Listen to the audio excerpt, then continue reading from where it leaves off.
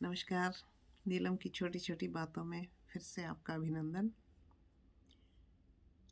आज की बात है पिछले कुछ दिनों पहले अपलोड किए हुए वीडियो के ऊपर पुनः, जिसका नाम था विश्वास या अंधविश्वास कहें।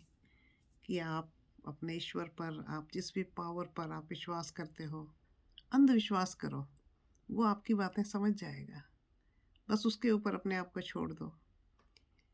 ये मैं इसलिए कह रही हूँ कि आज ही 2 चीज़ें मेरे साथ हुई हैं जो मैं शेयर करना चाहती हूँ कि किस तरह वो पावर, वो ईश्वर, वो परमात्मा, जो भी आप कह लो, आपके दिल की बात कैसे समझता है। छोटी छोटी बातों में आप देखें। तो आज का पहला इंसिडेंस है, मैं अपने कुछ सहेलियों के साथ कालीबाड़ी मंदिर गई। यहाँ पे एक शहर है नेपरविल, वहाँ पे कालीबाड़ी मंदिर बना है। 5 साल हो गए शायद, लेकिन मैं पहली बार आज जा पाई अपने मित्र के कहने पर। बहुत सुंदर मंदिर बनाया है।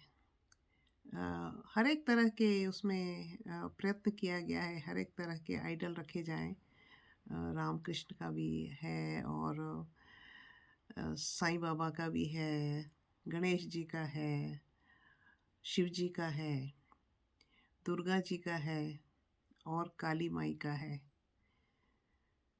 तो हम देखते देखते काली माई के सामने गए, हाथ जोड़े। पंडित जी बैठे थे वहाँ पे।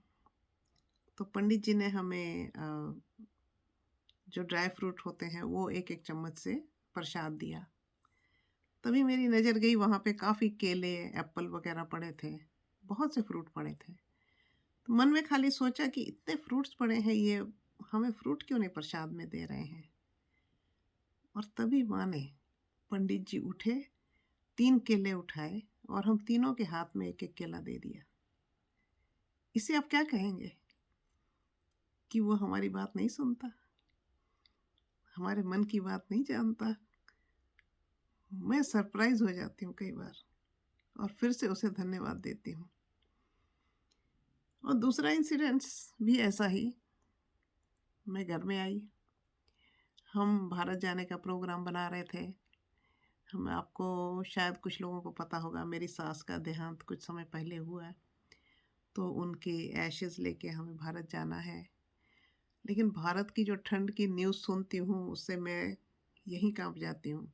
मैं ठंड नहीं ले सकती, भले मैं शिकागो में रहती हूँ, लेकिन यहाँ पे ठंड केवल बाहर लगती है, ना घरों में लगती है, ना गाड़ी में लगती है, ना काम पे लगती है। सब जगह हीटर होता है। तो मैं भारत ठंड के टाइम जाना पसंद नहीं करती हूँ, क्योंकि हमारे सभी परिजन नॉर्थ में ही रहते हैं। और हरिद्वार जाना है तो वहाँ भी बहुत ठंडी है, और पानी में जाना हो या नंगे पाँव या जो भी है, मुझे नहीं पता क्या प्रोसीजर है। लेकिन मैंने पति को कहा कि अभी जनवरी में नहीं जाके हम मार्च में चलते हैं। लेकिन मैं आज ऐसे ही सोच रही थी कि जैसे देखा गया है, मकर संक्रांति के बाद ठंड कम हो जाती है। 14 तारीख को, जो 14 जनवरी के बाद कम हो जाती है।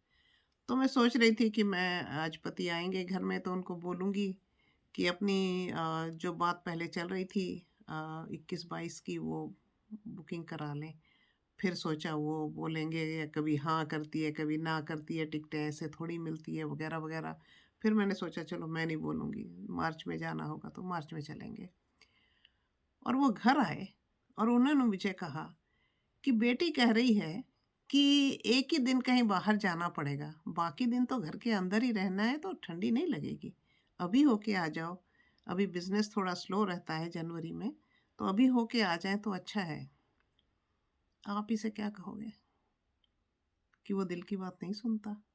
किस तरह से घुमा फिरा के वो हमारी इच्छाएं पूरी कर देता है।